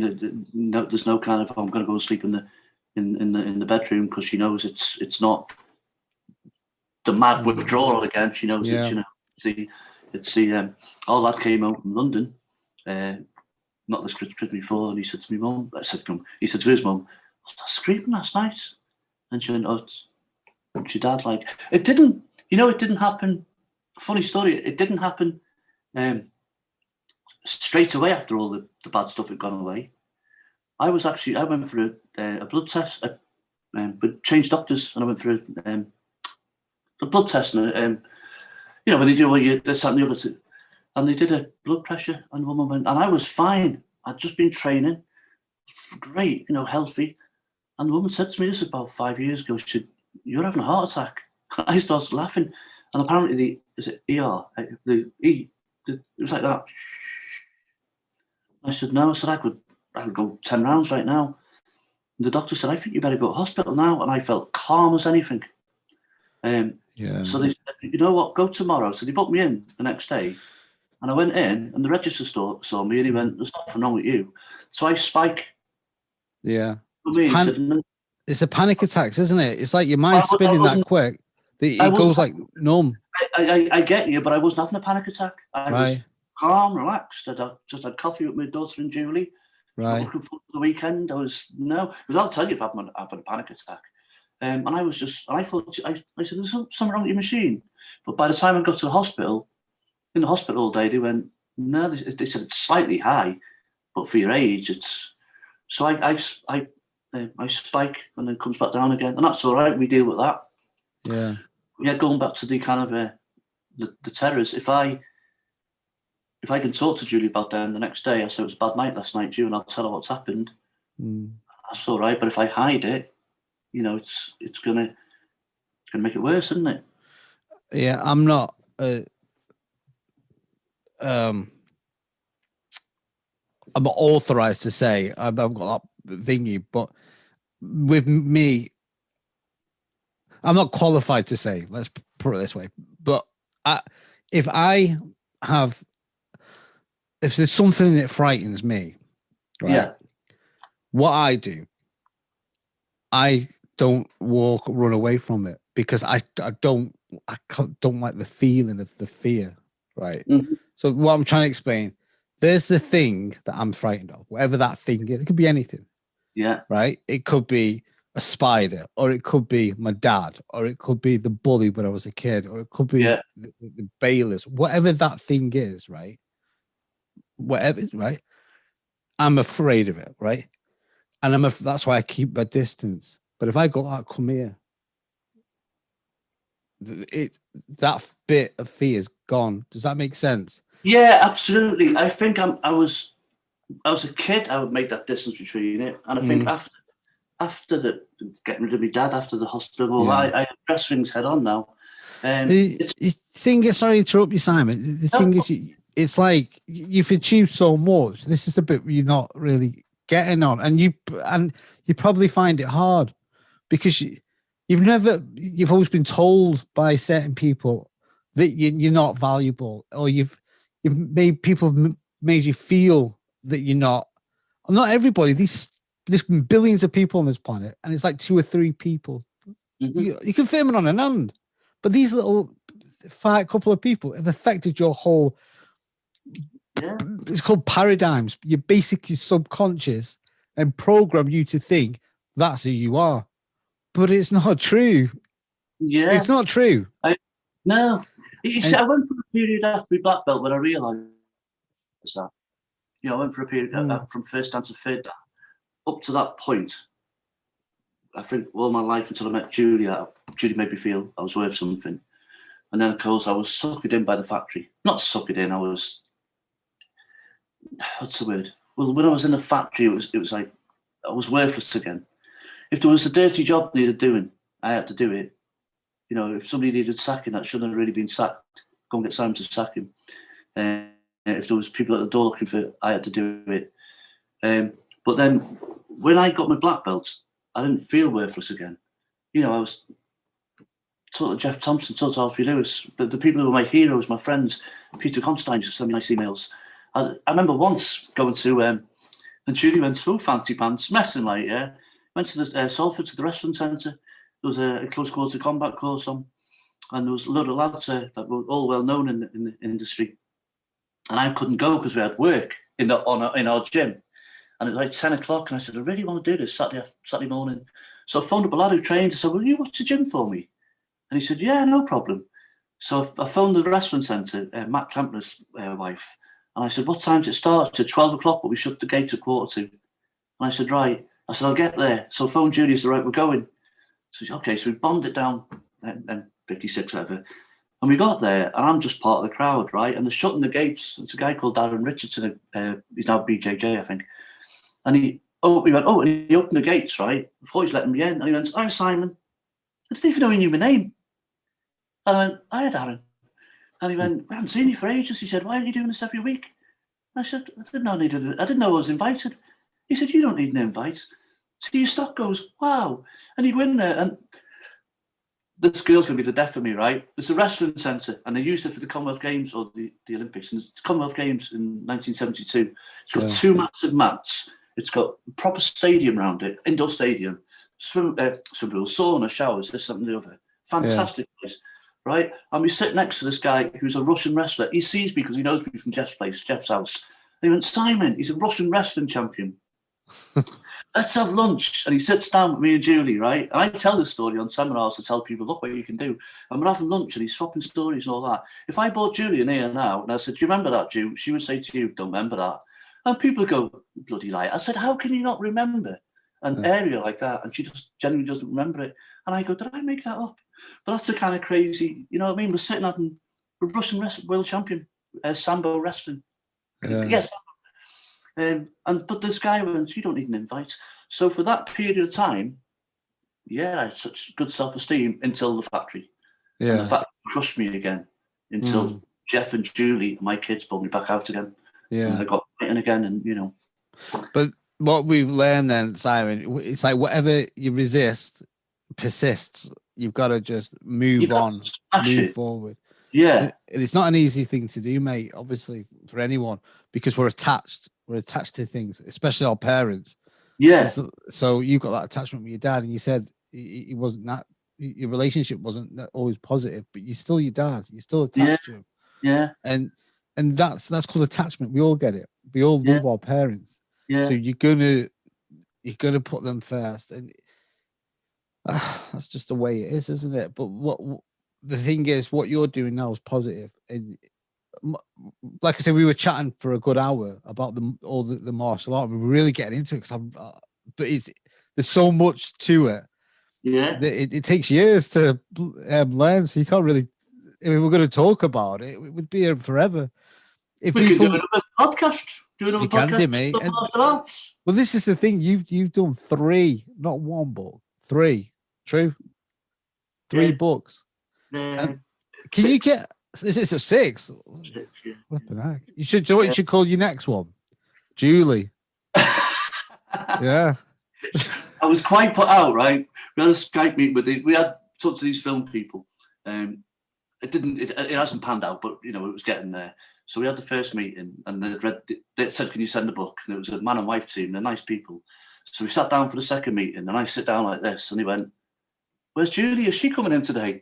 I went, "Oh, she's busy." And they went, "Well, can't you go and get her?" And they're looking around the corner, like you can see around the corner of the camera. So I said, "Julie wants to speak to you for a minute." And he said, "Well, let her sit down." And she was sitting in the seat. I was proper put out. I wasn't really, I'm only messing. But yeah, people have said to her she should write a book. It's just, we did the interviews in America, and she didn't want to do it. Yeah. She didn't get interviewed, but she did it, and she come across as confident. And when they're doing it this time round, she said, "I'll do it. She'll do it for you." But she doesn't want to do it, but she'll do it. But she's not a natural. Yeah. No, that's not really nice. I don't mean that. She's not unnatural. It's just not. Yeah, some people aren't comfortable, are they? And it's fine. Yeah, yeah. I mean, to be honest with you, once I found my confidence, people say, "God, you never shut up," and I'm all right with that because I spent 20 years not talking. But Julie, level. You know what I mean? She's on the thing. She's not up and down. No, but she's playing field, which is perfect because it balances you out, isn't it? She's yes, yeah, very much. Anything I want to do, she makes it happen. She does everything she can. They say that, don't they? Behind every good man is a good woman. Or that's right. It's the woman that makes the man. It's true that if you've got a good woman, because you can fall back on if it gets too bad. You know, you've got your wife, you've got your Julie. That you can fall back on. Yeah, definitely. I have days now where you think, fancy this today, and she'll take the strain. And you know, Julie's had her problems as a young lady, and she's never once let it. What's the word? Never let it come to the surface. She's told me what's happened to her, and she went through a bit of a bad time. She doesn't mind me talking about it. I've written about it. And she told me when Luca was born, our daughter, she went through a bit of a bleak time where she said, "I don't want what happened to Julie." You get the picture. Yeah. Who's abused to happen to Luca. And I said, "I promise you, I'll make sure that it doesn't." And I've trained Luca since she was 3, and she's 3rd Dan Welsh kickboxer. What I'm saying is, so Julie had her issues, but she never made. It never became massive. She had that little wobble. We dealt with it together because she's very level, very strong, very strong. I mean, love my kids, but I can't honestly remember any of them ever phoned me up with a problem because it's mum. Yeah, I mean, they tend to go to mums, don't they? Because men don't. They think a lot of people think that men don't listen, which half of it's true. But I think women tend to be more compassionate and patient. I know where my wife is. Okay, it's like the other week. Luke, my daughter, she phones mum up. She calls her Julie sometimes. She goes, "Hey, Ju," because she's a cheeky bugger, Luca. She says, "Hey, Ju," she went, "My car's overheating. What should I do?" That's a dad's job. But Julie goes, "What you do is," right? And she told her. And then, like, you know, next thing Luke will phone up and she go, "Mum, I'm worried about, you know, the current things that are happening, and Julie say, "What?" So they go to her with everything. Yeah. I remember my dad coming home from London, and he'd had a couple of drinks, nothing heavy, just a couple of drinks at night, and he'd left her a note, and he said, "I've never known anyone as strong as you." And I think we all think that about Julie. Yeah. All of us, you know. Billy will tell her everything. I'm the fun guy. I get the good bits. Yeah, the same with me. If they won't feed him, they go to the mum. Because I can't cook. They'll just go to McDonald's if I feed them. Or we'll go to Chippy. I'm not cooking. It takes too long. Yeah. Mate, but we get the fun stuff. Yeah, that's brilliant, that, Simon. We've been talking for 3 hours. Well, I've enjoyed every minute of it. And we've been recording we've been recording for 2. All right. Longest one. I hope I was fit for purpose. No, it's good. It was interesting, mate. It's like I appreciate your time very much. Very much indeed. Simon, do me a favour, mate. Tell people how they can get hold of you. Yeah, we're at www.simonmorrell.com. Right. That will take you to all our social media, Facebook, YouTube, Twitter, LinkedIn, is it, whatever it's called, yeah. Yeah, LinkedIn, yeah. LinkedIn. Right. So that's the main one. The books are all on Amazon. They're on Kindle, audiobook, paperback. You get them in any bookshop.